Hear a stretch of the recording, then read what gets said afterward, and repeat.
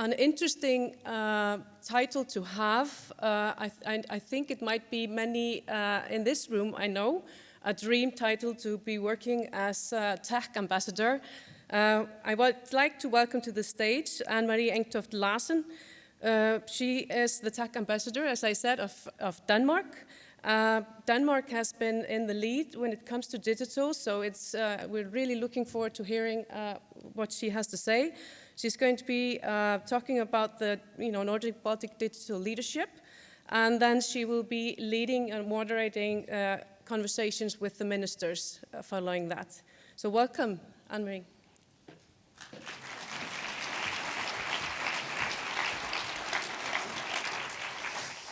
Good afternoon, everybody. It's a great pleasure to be here. I am always a little ashamed when I'm in Iceland because all of you speak incredible Danish. My Icelandic is not very great yet, but next time I come, I hope that generative AI is going to allow me to just speak fluently to you. I have the great pleasure of having the best job in the world, and I'll tell you a little bit about why. And what I've seen when it comes to this question about harnessing opportunities, not least for Nordic Baltic governments, who I believe really are not just here in this world because we share a region, but because we share values. We want to make sure that those values are not only for the people that live in this beautiful region, but thought about as we are entering into this digital new era. Digital governance in Nordics and the Baltics, for most of us, we don't even really realize it. It is a seamless infrastructure, a sort of extended arm of us that most of us forgot how tiresome it was to go down at a government offices to ask for a new driver's license, to have your kids signed up to school. Today, you do it all online. Most of us can do it, while being at the toilet, while sitting in a conversation with our spouse that is maybe a little bit not so interesting, and you can just do a little bit of the e-governments on the side. We have really digitized our societies in a way that it is seamless.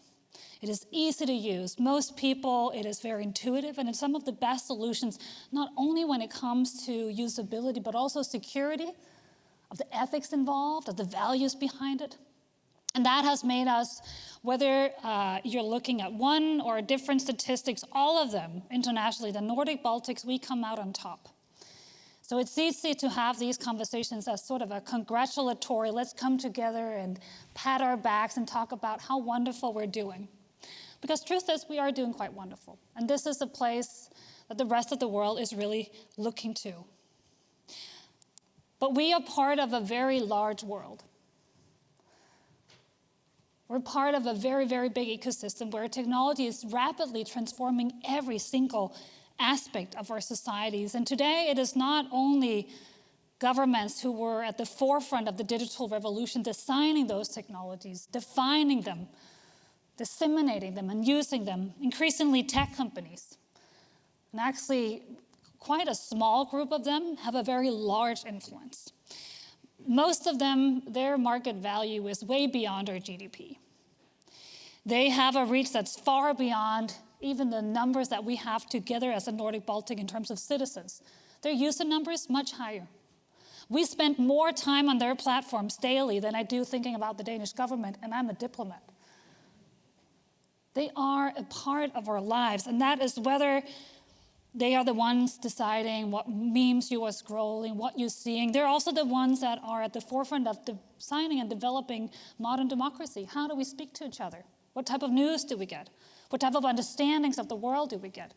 They are critical. Most of the Nordic Baltics is based on small and medium-sized enterprises. The digital revolution that they are embarking upon is with technologies that are coming from these markets. It's part of our foreign policy, security policy. Take the war in Ukraine, access to internet, who decides whether you have that access, the issue around cyber attacks, cybersecurity, fundamental questions around how technology is changing everything from the very personal. Today I'm wearing a wheel watch. Remember those?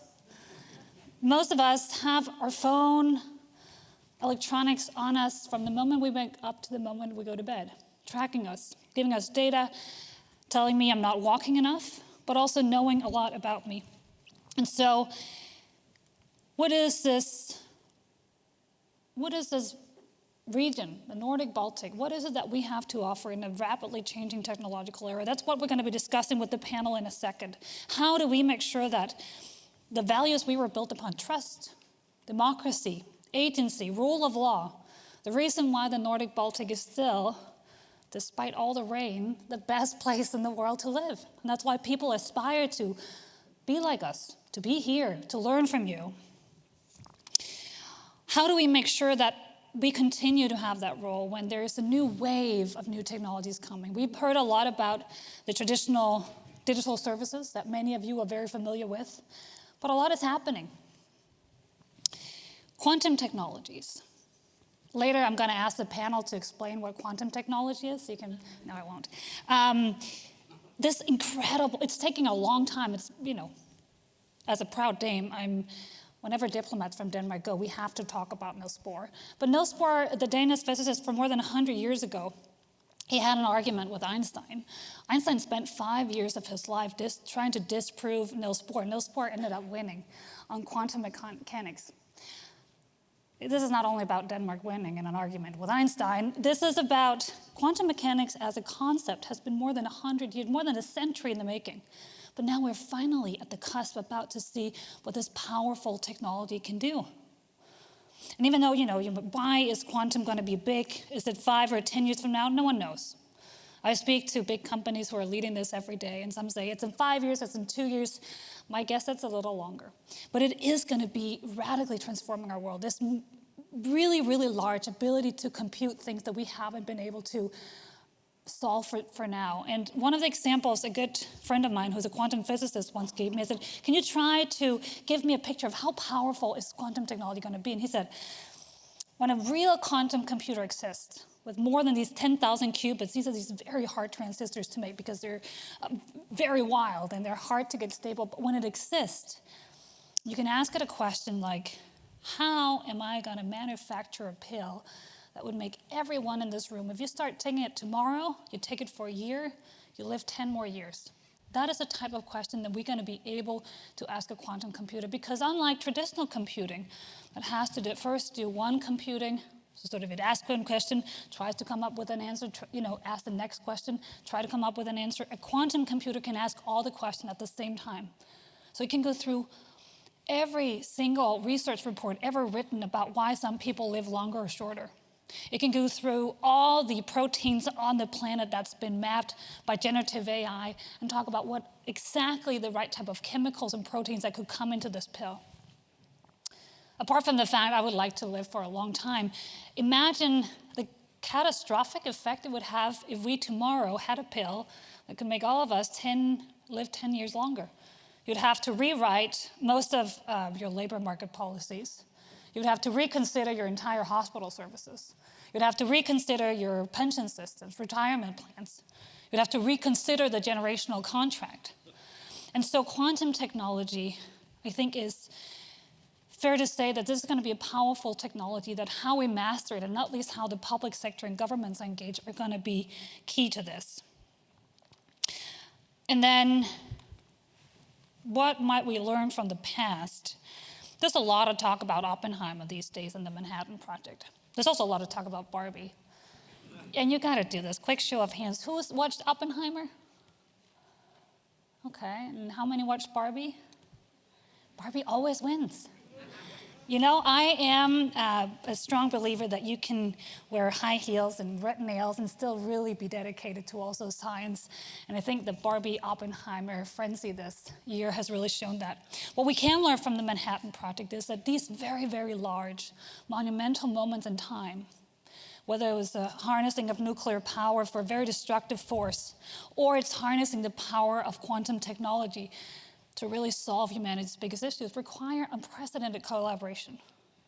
And so the same goes maybe in talking about what is it the Nordic Baltic can do really well? Well, we trust each other.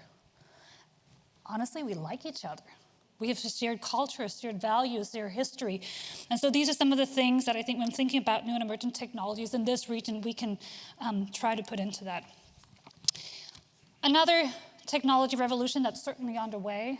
I don't know if any of you have been talking about generative AI recently. Everything in this room, from the tables to the architecture to the microphone I'm wearing, everything is a product of intelligence. We're at the cusp of a radical transformation where the power of intelligence is going to be harnessed anew. And if any of you spend a little bit time on X, the former Twitter, or any social media, you will see astonishing examples of what this technology can do. If I come here in 6 months from now, I'll be able to probably live stream this in Icelandic. Now you can take a 30-minute clip of you speaking, and it will, not instantly, they're probably going to have that ready in 3 weeks. You will be able, for only 30 seconds, to give the exact same talk in 200 different languages. And not only that, it lip syncs your lips too. It changes your lips so it looks like you're speaking fluently. You know, as a diplomat, that's a little terrifying because part of what we do is to go out and speak different languages with other nations. But there's also obviously the whole question around, can we even trust what we see online anymore? Can we trust what we are creating? What is those fine lines between truth, reality, and falsehood? And there's a lot of conversations, is this crazy AI is going to replace us? Is it going to become something better than humans? You know, I think artificial intelligence is already more intelligent on some issues than we are. The ability to compute in a very short amount of time, I will never be able to keep up. But I think what is the most important question here is, what do we allow with this technology in our society? What meaning do we subscribe to it? Don't ask what AI can't do. Ask the question, what would we like AI to do? And help decipher whether this is for mundane tasks in government, such as the annual tax report, or is this going to replace my family doctor, Dr. Erik Johnson, who I had since I was born? Because there's still not the longevity pill I talked about before, he's about to retire. Is that going to be my new injectment? Is that with Gen AI or a doctor? And so people really get excited about large language models, and so do I. They are incredible, and for all of you in this room, go and play around with them. We won't be able to govern them or to trust them or to really set the boundaries for them if we don't know what they are.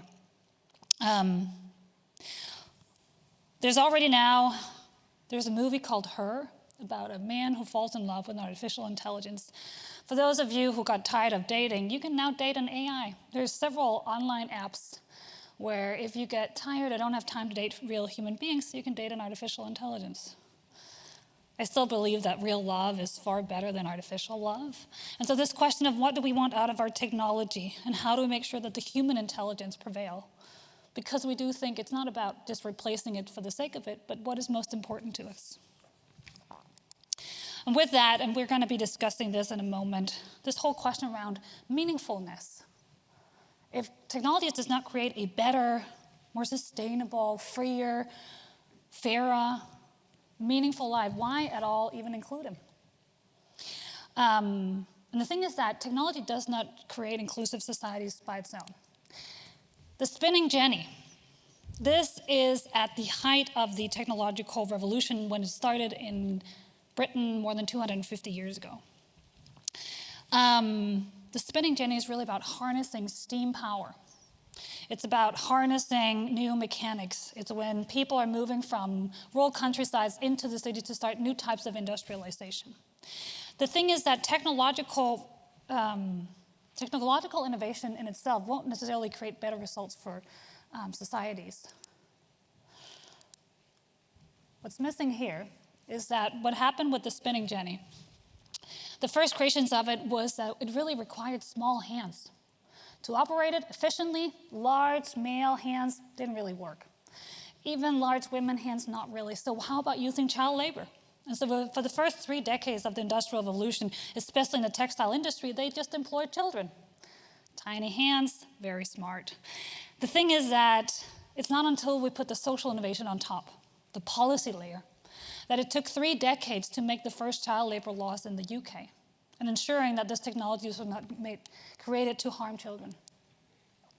And so with that, I just want to end on a little bit of sort of experience and a first-hand impression from Silicon Valley and what does that mean from the Nordic Baltic region. Just before leaving California, I moved to Copenhagen 8 weeks ago. I took a trip in a self-driving car with Cruise.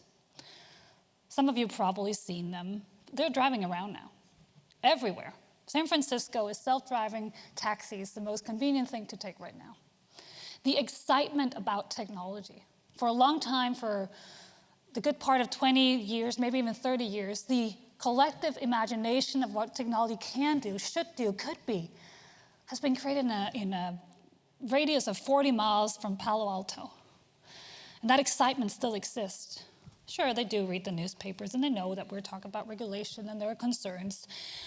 But the powerful technologies they're creating, that's why we have Denmark has a tech ambassador, and more countries, including some of the ones in here, have tech ambassadors that are engaging with this industry. But I think the quest now, and what we're going to be discussing in the panel in a second, is how to make sure that it's not only limited to that tiny little patch on this beautiful earth, that we do have the collective imagining here.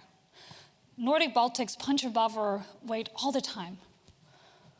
We have all the opportunities for help really defining what we want with a technological revolution. So for that, I now have the distinct pleasure of inviting on stage a panel that's going to help us look into, so how do we make sure that the Nordic Baltic region remains not only the best users and government applicators of technology, but really want to create it. Maybe the Nordic Baltic is the new Silicon Valley of GovTech. So with that, I'm going to be inviting on stage, and they're going to come over here to get a little mic on.